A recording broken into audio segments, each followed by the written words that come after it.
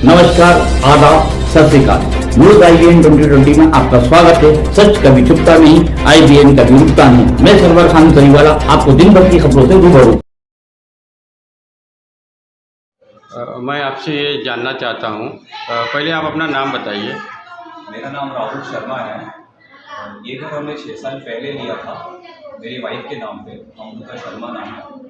और हमने इस 6 साल मतलब 2017 में हमने घर लिया था। हमने इसका भुगतान सही समय से मंथ का जो EMI होता हमने भरा, लेकिन लॉकडाउन जब लगा तो मैं उस भुगतान को देने के लिए असमर्थ हो गया था मैं। तो मेरे कुछ EMI बाउंस हुए, तो बैंक ने अभी मेरे घर को नोटिस दे के पड़ताल करके इसको सीज कर दिया है मेरे घर को। तो मेरी ये दरख्वास्त है कि सरकार से तो मुझे कुछ सहयोग मिला नहीं, यहाँ तक सब्सिडी तक नहीं मिली मुझे सरकार से, जो कि ग्रामीण भाग में मिलती है। मैं ये घर मेरे ग्रामीण पट्टे में है, तो सरकार से मेरे को कोई सहायता न मिलने के कारण बैंक ने बहुत प्रताड़ित किया हमें। और आज के दिन हम लोग ये भी समझते हैं कि मैं बगल के किराए से रह रहा हूँ, मैं ये भी समझते हैं कि मैं किराया भर सकूँ, और बैंक के जबर से भी आज मेरे घर में ताला बंद हुआ है, सीज किया हुआ है मेरा घर। और ये जो मैटर है हमारे घर का, हमने इसको कोर्ट में डाला हुआ है। तो अब ये बिल्डिंग का पूरा नाम और पूरा एड्रेस बताइए। ये बिल्डिंग का नाम है श्री हरि निवास, और ये ठाणे जिला में है, ठाणे वांगनी में पड़ती है ये। और ये इसका केस जो है हम कोर्ट में लड़ रहे हैं, मतलब कानूनी हम लड़ाई लड़ रहे हैं बैंक से, क्योंकि हमें जब सरकार ने कुछ नहीं किया तो हमने इसका जो केस है हमें कोर्ट में कर रहे हैं अभी। और दरख्वास्त ये रहेगी कि इस प्रॉपर्टी में कोई अपना मतलब इसको कोई खरीदने की कोशिश ना करे, क्योंकि अगर जो कोई इस पे इन्वॉल्व होता है या इसके बीच में आता है तो फिर उसको घर मिलेगा कि नहीं मिलेगा वो गारंटी नहीं है, उसको कोर्ट से दावपेच खेलनी पड़ेगी इस चीज़ के लिए। दरख्वास्त ये रहेगी कि जब तक कोर्ट का आदेश या कोर्ट का कुछ डिसीजन नहीं आ जाता है तो तब तक ये घर मेरा ही रहेगा, क्योंकि मैंने इसके लिए ऑलरेडी पहले ही मैंने इसमें 11 लाख रुपए भर चुका हूँ मैं। तो यही रहेगा कि इसके लिए हम कोर्ट में लड़ाई लड़ रहे हैं, और आशा करता हूँ कि वो हम कोर्ट की लड़ाई जीत भी जाएंगे। पकड़ लो क्या? मैं आज मुंबई के वांगनी एरिया में आया हूँ। वांगनी स्टेशन से थोड़ी ही दूर पे एक बिल्डिंग है। बिल्डिंग का क्या नाम था बताइए? श्री हरि निवास सोसाइटी है, वांगनी में है, ईस्ट में है, स्टेशन के बाजू में है। तो एक परिवार है जो 2017 में यहाँ पे एक फ्लैट लिए थे, तो किसी कारण के वजह से वो फ्लैट का EMI नहीं भर पाए। जैसे लॉकडाउन लग गया, जब भी 2020 में लॉकडाउन लगा था, करीब 1 साल तक काम धंधा सभी बंद था, तो वे व्यक्ति लॉकडाउन की वजह से अपना EMI नहीं भर पाए। तो EMI नहीं भरने के कारण उनको बैंक वाले ने काफ़ी प्रताड़ित किया, न ही सरकार से कोई उनको सहायता मिला, यहाँ लॉकडाउन की वजह से उन्हें कुछ सहायता दिया जाए। तो मैं आज उन व्यक्ति के घर पे आया हूँ, उनसे जानकारी लूँगा कि जिस फाइनेंस कंपनी से उन्होंने लोन लिया था तो किस तरह से उनको प्रताड़ित किया गया। आप बताइए। नमस्कार, मेरा नाम है अमृता राहुल शर्मा। हमने यहाँ 2017 में घर लिया था।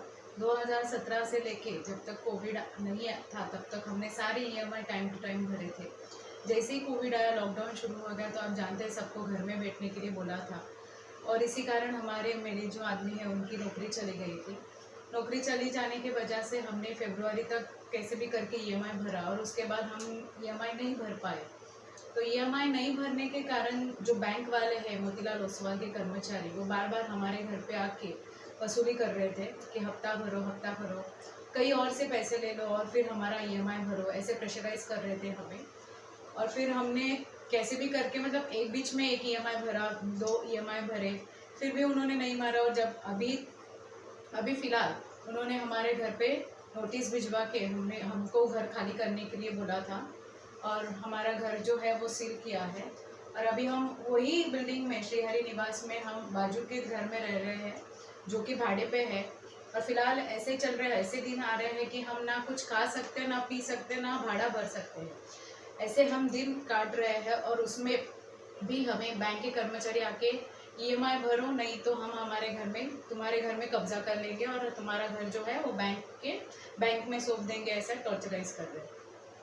तो मैं ये सरकार को बताना चाहता हूँ, वित्त मंत्रालय, RBI या जो भी फाइनेंस कंपनी से इन्होंने लोन लिया था, तो गाइडलाइंस क्या है आरबीआई का कि कोई भी व्यक्ति कोई भी रिकवरी वाला इनको टॉर्चर न करे। जो भी नियम है वो कानूनी तरीके से उनके ऊपर जो भी है रिकवरी का प्रेशर आता है, फ़ोन करते हैं, घर पे आते हैं, प्रताड़ित करते हैं। लेकिन आरबीआई का नियम क्या है कि अगर कोई व्यक्ति किसी कारण से ईएमआई नहीं भरता है तो उनको कानूनी नोटिस भेजा जाए, ना कि फ़ोन पे उनको प्रताड़ित करना, गाली गलौज, घर पे आके दादागिरी करना। तो ये तो कहीं भी ये नियम कायदा ये तो ठीक नहीं है। मैं आगे भी जानकारी लूँगा, आप बताइए नमस्ते, मेरा किस नाम तरह से आपको प्रताड़ित किया गया है? बैंक वाले हमें फ़ोन कर करके कहते थे कि आप कहीं अपने दोस्तों से तुम ब्याज में पैसे ले लो और हमारा पैसा भरो। आज स्थिति ये है कि बैंक ने हमारा घर जो है वो ऑक्शन में बेच रही है। प्रॉपर्टी हमने ली थी 15 लाख में और आज वो बैंक, मैं 11 लाख रुपए उसका भुगतान कर चुका हूँ पहले, और आज वो बैंक जो है मेरी प्रॉपर्टी 8 लाख रुपए में बेच रही है लोगों को। तो मैं यही चाहूँगा, सरकार से भी यही मतलब मैं रिक्वेस्ट करूँगा कि ये जो अन्याय हो रहा है हमारे ऊपर, उस अन्याय को मतलब उसके बीच में इंटरफेयर करके सरकार दखल अंदाज करके हमें कुछ ना कुछ इसका सॉल्यूशन दे। मेरी सरकार से यही उम्मीद है। जैसे कि हमने देखा कोविड में जो सरकार है हमारी, मोदी जी की सरकार थी, तो मोदी जी ने बोला कि आपको घर पे बैठना है, आपको पब्लिक में नहीं जाना है, इस चक्कर में मेरी नौकरी चली गई। तो भी हमने उसका लोन भुगतान किया। एक सिटीज़न, एक नागरिक होने के हिसाब से मुझे दिक्कत नहीं चाहिए थी, तो हमने उस हिसाब से जब तक हमसे हुआ हमने उसका भुगतान किया। लेकिन आज बैंक ने हमारे घर को सीज किया, हमारे ऊपर दादागिरी की, हमें मतलब अपशब्द कहे, क्योंकि हम तो पैसे भर रहे हैं ना। तो बैंक का ही काम नहीं होता है मोतीलाल ओसवाल फाइनेंस का कि हमारे साथ ऐसी बदसलूकी करे। तो आज मैं यही दरख्वास्त करूँगा कि इसमें मुझे वित्त मंत्रालय, reserve bank of India, RBI और सरकार हमारी, मैं इनसे सहयोग की अपेक्षा करता हूँ।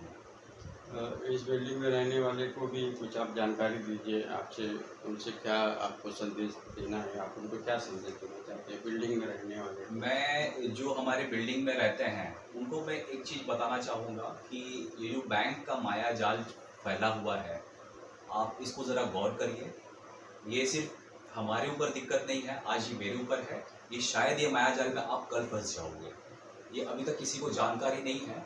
अगर तो मैं यही दरख्वास्त करूंगा मेरे बिल्डिंग वालों को जो मेरी सोसाइटी में रहते हैं कि जो मेरा घर आज बैंक 8 लाख में, 15 लाख की फ्लैट मैंने ली थी 2017 में, और आज वो फ्लैट 8 लाख में बेच रहा है। तो मैं मेरे सोसाइटी के लोगों को और जो भी ये चीज़ को नज़र मतलब देख रहा है मेरा न्यूज़ को, मैं यही कहना चाहूँगा कि आप इस चीज़ में मत पड़िए।